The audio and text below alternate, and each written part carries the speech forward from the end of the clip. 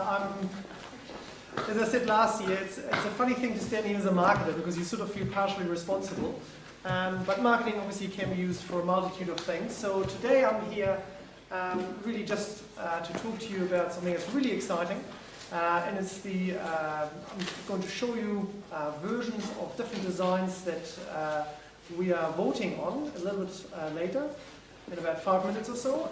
And the winning design will basically be the equivalent of smoke-free, but just for sugary drinks. So you're all part of a really exciting moment here right now.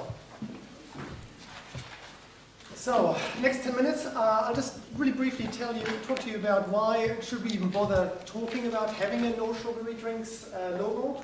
I'll briefly talk to you about the process, and then we'll look at some options that you can all have a vote on. So, why should we have a no sugary drinks logo? Let me just quickly start with the idea of what is a logo. Well, a logo is basically the visual part of a brand. Okay? A brand is a name, a term, a symbol, or a combination of these that helps to identify the offerings of one seller from that of other sellers. So that's the textbook definition. You can tell I teach this stuff. And obviously the brand that is in everybody's minds pretty much all the time is Apple. It's the world's most valuable brand. So you can use brands and logos to communicate very complicated ideas, symbolic benefits, and all sorts of other things.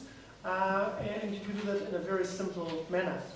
And brands are really important, but they're not just important for businesses, they're also important for non-profits and for cause-related marketing. So if you think of reduce, reuse, recycle, or if you think of smoke-free, then you get the idea that this is something that's not just the domain of large corporates, but actually in this sort of field we can do this as well.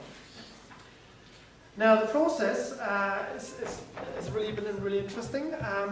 But basically, the idea behind this logo is effectively to stimulate debate, but also to say to organizations, public places, event organizers, if you're committed to the health of the people that work here, so your employees, or ratepayers, or taxpayers, or your customers at an event, then all you need to do is withdraw the sale of sugar-sweetened beverages. Okay? So these are beverages that contain added sugar. Our recommendation is relatively tight, which makes it quite easy to implement. And I think this is an important starting point. So we really are talking about sugar-sweetened beverages, so things that have extra sugar in them. And you'll be frightened to see how many beverages have this. And really the other benefits that we're looking for here is to highlight the preponderance, basically, of sugar-sweetened beverages in supermarkets and probably in all of our cupboards right now. To stimulate debate, to facilitate better consumer decision-making, and to actually show that we don't need SSBs. You can have very, very tasty drinks that don't need to have added sugar. And we're also hoping to incentivize the industry to change, because the industry is in a funny spot. They can really only do so much and offer so much product in a space that hasn't developed yet. So if we collectively shift our demand towards that, that provides an incentive for industry to say, you know what, this is really growing, let's put more effort into this. They can't just do that and then hope that somebody's going to adopt it. So the process has been one that's been a lot of fun. We've had a professional designer on board, Jenny Mason, who's not here, but in Auckland. She's part of the business school, and we've gone through quite a big process. Basically, we've talked about the purpose first up, and then we sort of started in a funnel. Basically, we started with a few ideas, whittled them down, then we had more prototypes of that idea, and then now we're whittling it down again. So. There's been multiple stages and experts and non-experts involved, and now we're kind of crowdsourcing with you what your favorite design is. Some early contenders, you saw one of them, I think the one on the right, Simon already had on his one.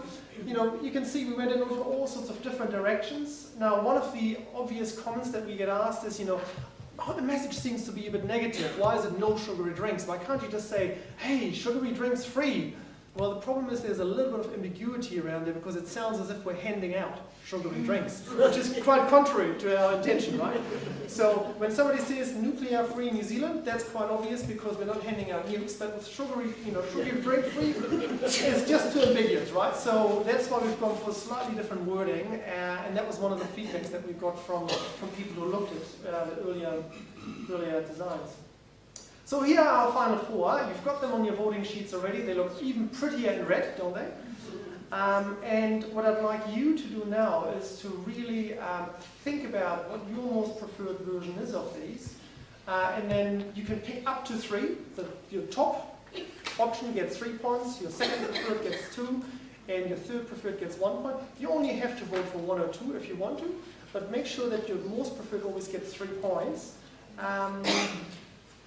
And I think that's probably really all I need to say here. So I'd love you to complete your voting sheet now, and then once you've done that, to pass them to the ends of the aisle so that we can collect them again. That would be absolutely fantastic.